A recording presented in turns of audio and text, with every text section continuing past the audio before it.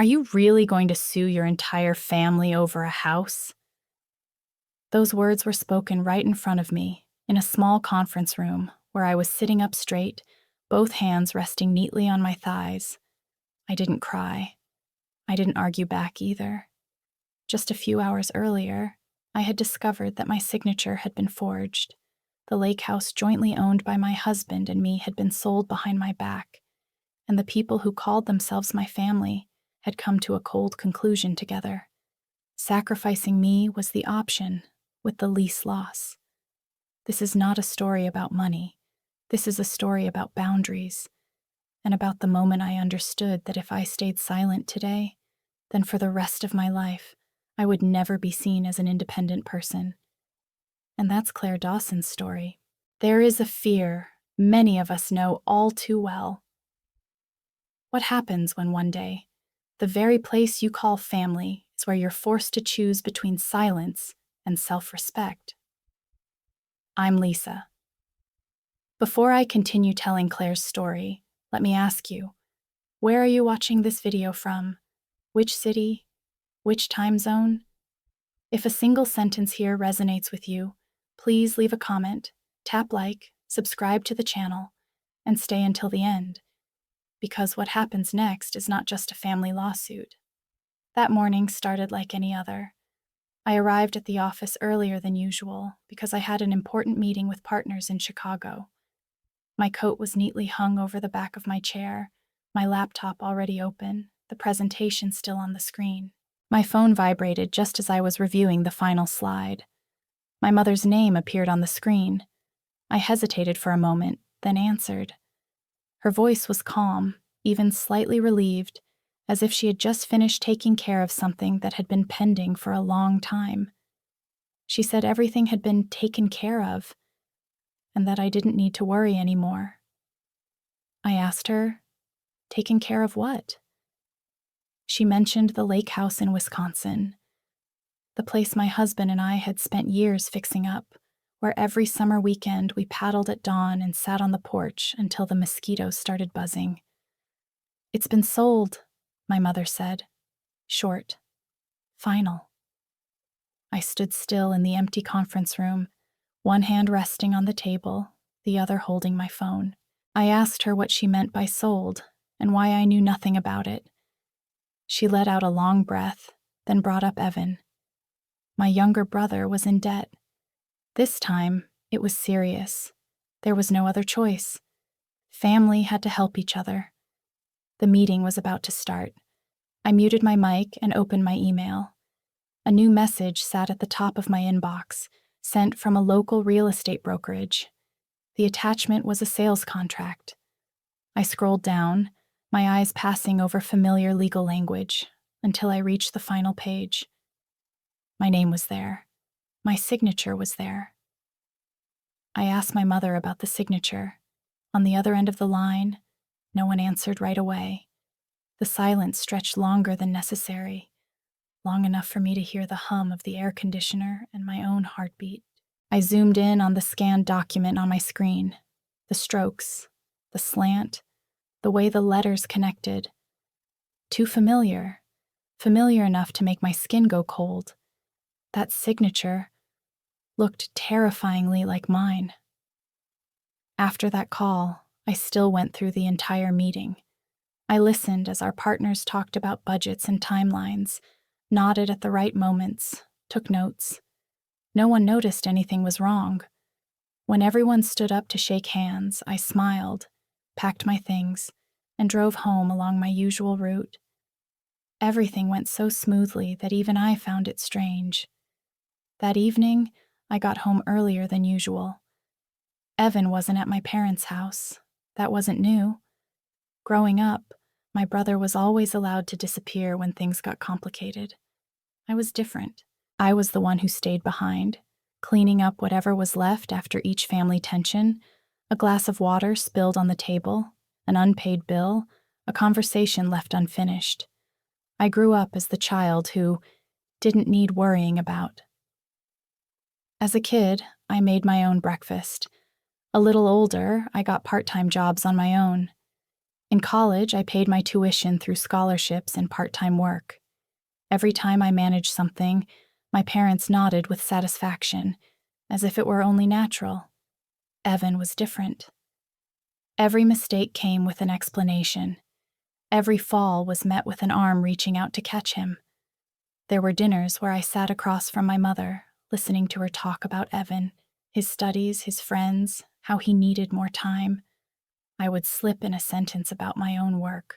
She would listen for a few seconds, then return to the old topic.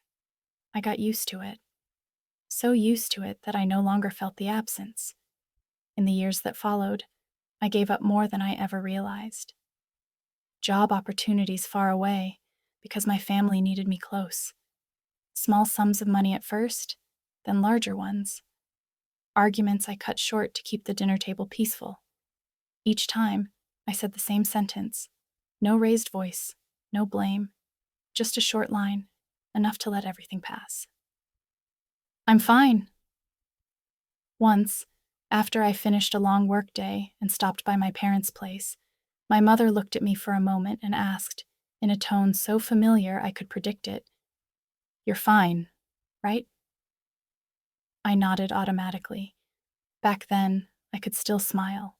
Looking back now, I don't remember when I first started saying that sentence. I only know it appeared in nearly every moment that required someone to step aside.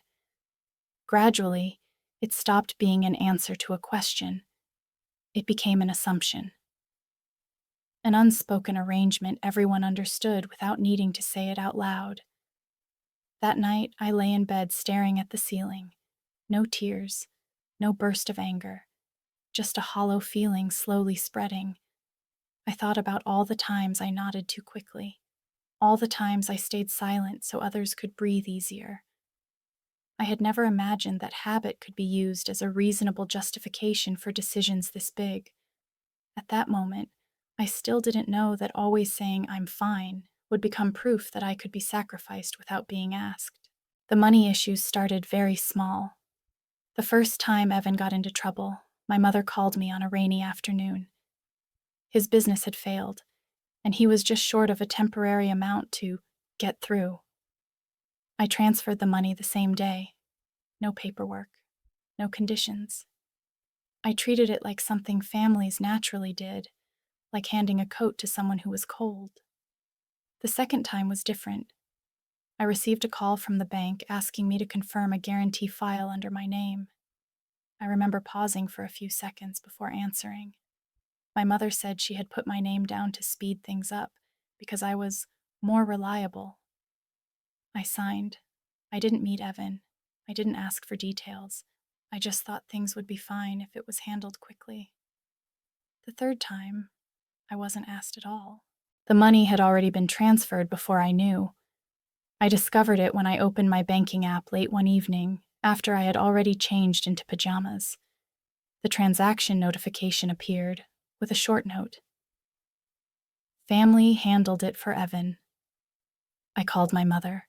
She apologized, said it was urgent, said she would pay it back. Her voice sounded tired, as if I were the one causing extra trouble. Things like that repeated themselves, quietly, without drama, without tension, just steadily, again and again. I didn't keep receipts. I didn't take notes. I kept going to work, kept paying installments, kept living on schedule. Whenever the family needed something, I adjusted. Whenever Evan disappeared, I stayed. For 6 years, I fed my own weakness with text messages that said, "Family handled it for Evan." Until one night, I sat facing a blank white bank statement screen. Numbers don't lie. Each of my brother's debts, each guarantee my mother signed in my name, added up into a fatal blow, more than $195,000. I didn't add it up a second time. I didn't cry either. I snapped the laptop shut, the clicking sound sharp in the darkness. That night, I didn't turn off the kitchen light. I sat there staring at the truth that I had turned myself into an ATM with no identity. The next morning, I made decisions the same way I always had. I went to work, answered emails, stopped by my parents' house when needed. No one mentioned the money. No one said thank you. Everything passed, as if it were only natural. And within that normalcy, something quietly disappeared. My right to say no. Not because I said yes, but because no one waited for my answer anymore. The lake house didn't come easily to us. My husband and I found it on a late autumn afternoon, after looking at nearly a dozen other places. The house was old. The wooden floors creaked with every step. A damp smell lingered in the air. But the large living room window facing the calm lake made us stop longer than planned. Neither of us spoke for a few minutes. Then my husband nodded. That was enough. We didn't hire a full renovation crew. Every free weekend, we drove up there. I repainted the porch railing. My husband replaced rotting planks one by one.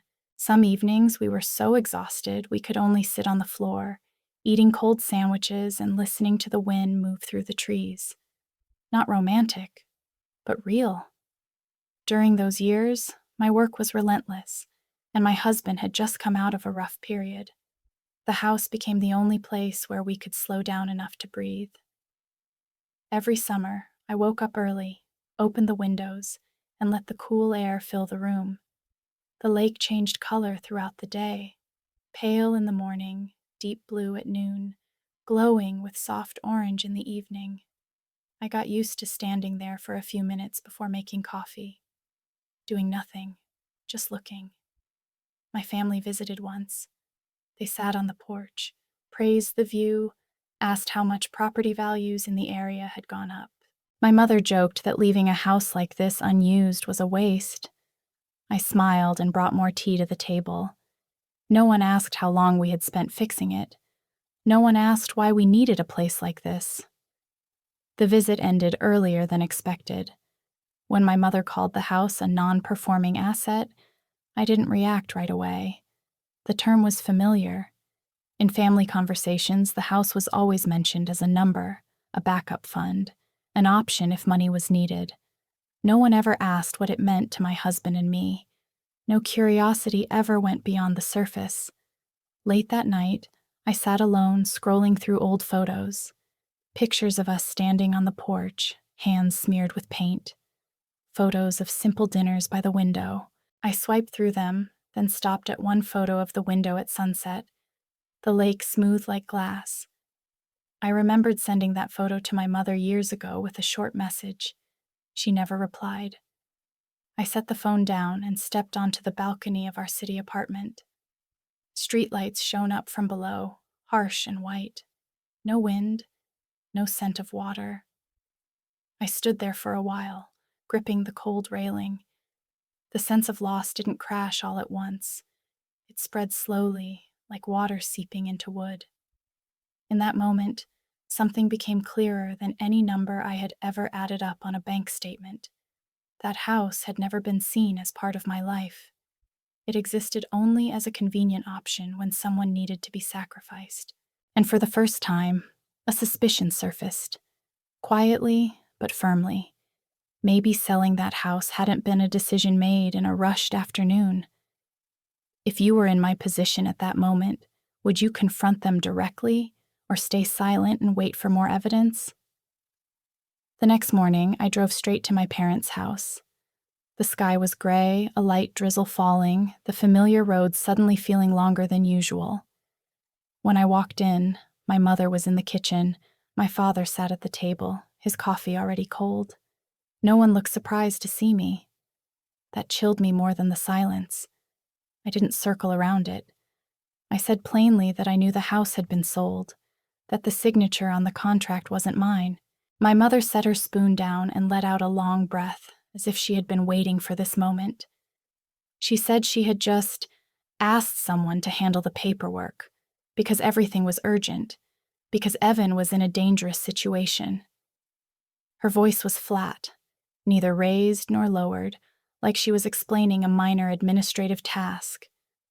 I turned to my father. He didn't look at me. He stared down at the tabletop, where a few old scratches were etched into the wood. Not a single word of protest. Not a single question. He lowered his eyes and slowly rotated the empty cup, an old habit whenever he chose to stay out of it. It always appeared at the exact moment someone needed to step up and say something, and it always vanished right after. I asked who they had worked with. My mother named the brokerage company. The name sounded familiar. On the way home, I called the number. The woman on the other end paused for a few seconds when she heard my name, then said I should probably check my email. The message came fast. Not long, just a short apology, along with a forwarded email thread. I opened each email one by one. The words were clear, with no need to guess. My mother had contacted them 3 months earlier, asking about the process, asking about timing, asking how to make sure everything went as smoothly as possible. My heartbeat slowed in a strange way as I scrolled down. Dates lined up one after another, specific questions, detailed answers, no urgency, no sign of a forced decision. Everything had been prepared carefully, step by step. Some families don't need to yell to betray each other. They just need to be calm enough to arrange everything behind the back of someone they trust won't make a scene. I sat in the car for a long time, my phone still open in my hand. Rain tapped softly against the windshield. I didn't call my mother back. I didn't text my father. Those emails said enough for them. When I started the engine and pulled away, something became clearer than any explanation I had ever heard. Selling the house wasn't a reflex in a moment of panic. It was the result of calm exchanges over months, while I kept showing up, kept saying, "I'm fine," kept being treated like the one who could carry more without being asked. And if they had prepared it that thoroughly, I knew this story still hadn't reached the bottom. I didn't call anyone in my family before I did it. No texts, no warning. The next morning, I took a half day off work and drove to the law office a coworker had recommended. The building was old, the sign was small, nothing flashy. I liked that. It didn't make everything feel more dramatic than it needed to be. The lawyer was a middle-aged man with a low voice who spoke slowly. He listened as I laid everything out, never interrupting, only occasionally jotting down a few lines. I handed over the contract, the forwarded emails, photos of the signature. He put on his glasses, studied everything closely, turning the paper under the desk lamp. I sat across from him, hands clasped together, staying quiet. He asked if I had ever signed any paperwork related to selling the house. I said no. He asked if I had authorized anyone to sign on my behalf. I shook my head. No further explanation needed. The next questions were short and specific. Time. Place. Who contacted whom first? Everything was reassembled piece by piece, like a picture with no gaps left. When he mentioned the possibility of filing a complaint for signature fraud, I looked out the window.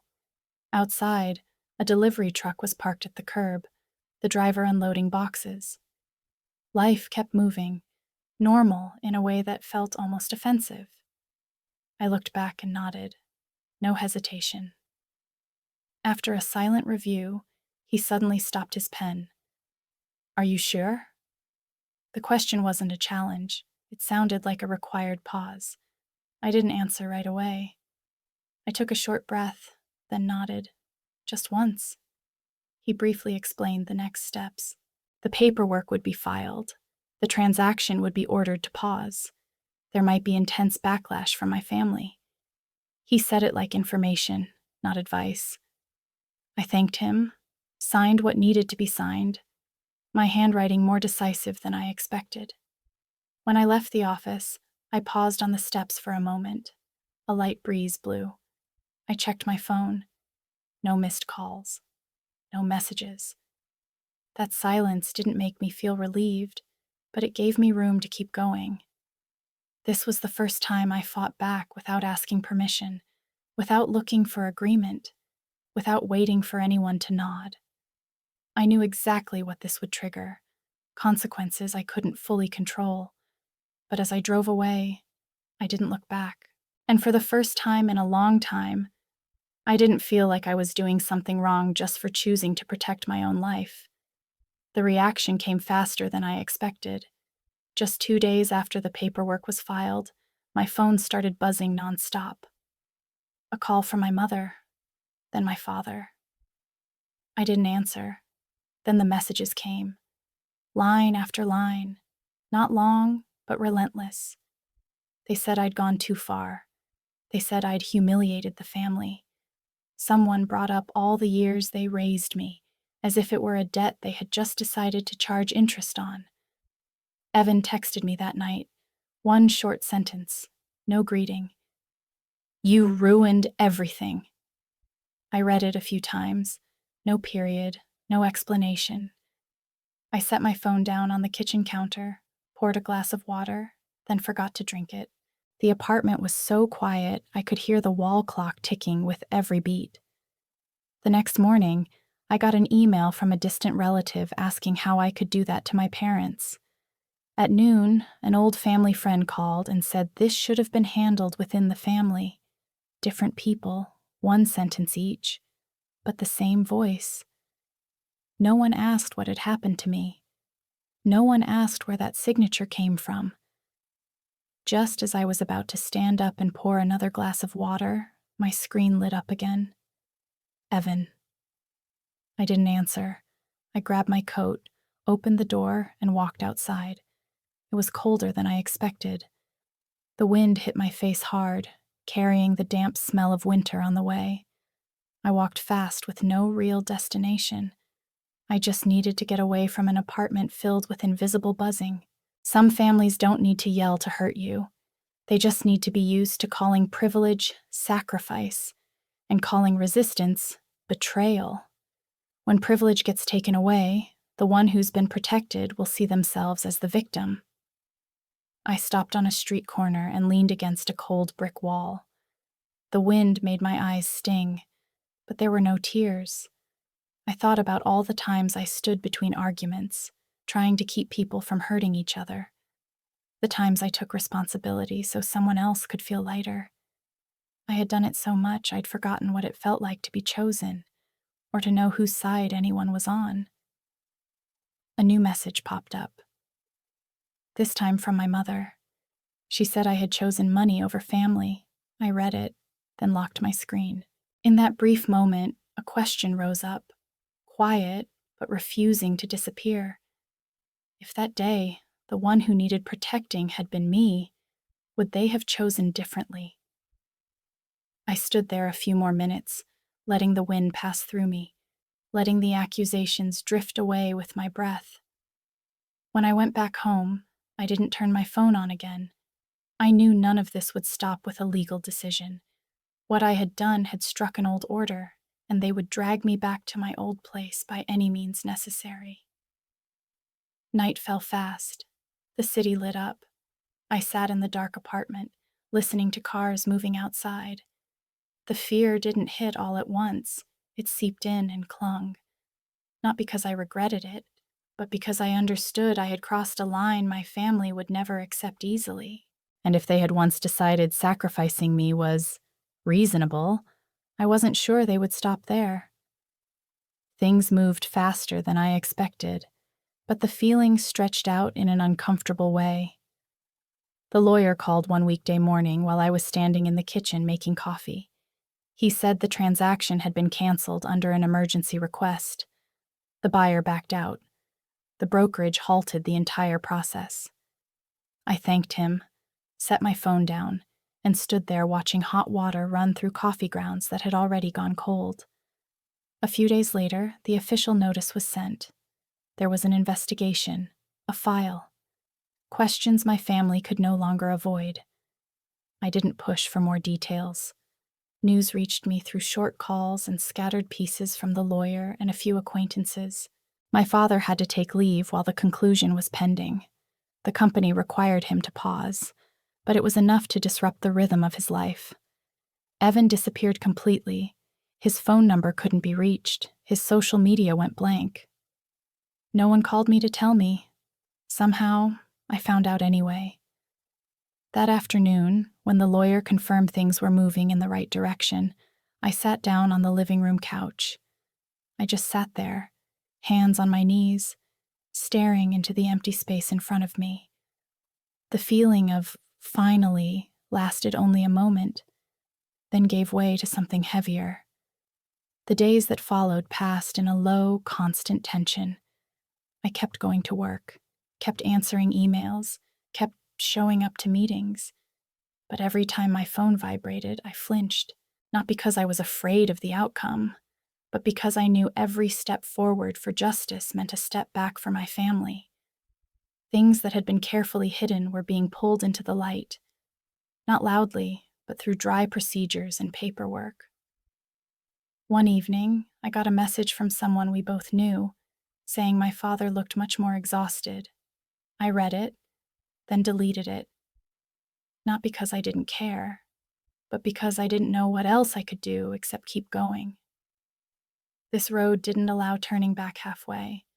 Only when the words on the documents left no room to deny them did I understand why winning didn't feel the way I had imagined.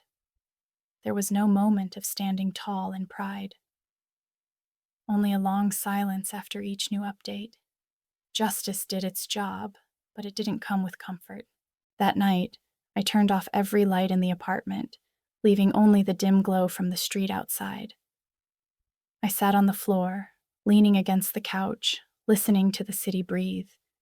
I had held on to what I needed to hold on to, but the price that came with it was an emptiness that wasn't easy to fill, and I knew that from here on out, nothing would go back to the way it was, not even after the truth had finally been called by its name.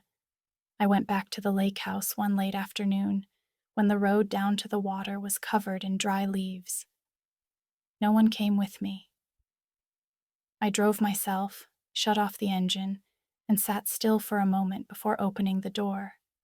The air here was different from the city, damp, cool, and carrying the familiar smell of old wood. Everything was still there, as if time had only paused and waited for me to return. I walked up onto the porch and rested my hand on the railing I had once painted myself. The paint was peeling slightly at the corner, right where I used to lean every morning. The front door was locked and silent. I didn't bring a key, not because I forgot, but because I wanted to know how long I would stand here if I couldn't get inside.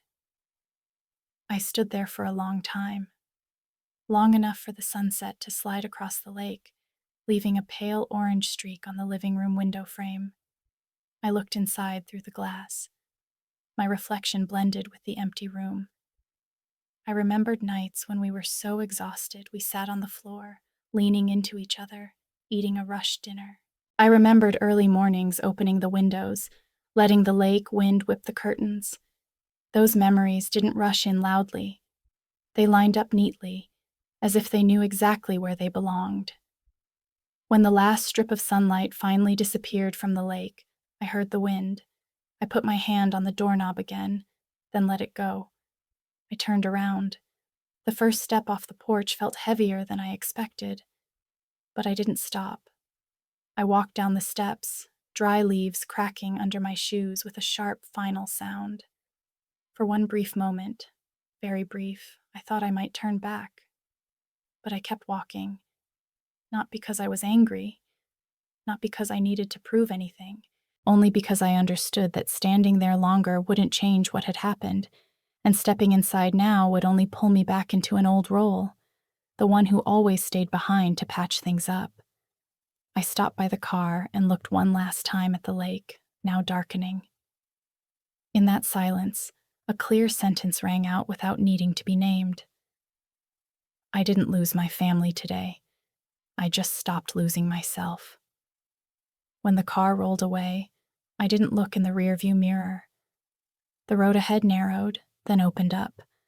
I knew I was ready to close one chapter, even though I didn't know what the next chapter would begin with. I kept my justice, in the driest sense of the word. Everything returned on paper, cold as a bill. The house wasn't sold. The forged signature was confirmed. Everything was put back in its original place on the documents. But at the same time, I lost something I used to hold on to tightly. The illusion that family is always a place of unconditional safety. Some relationships only stand as long as one person keeps bending, and when that person stops, everything collapses faster than you'd think.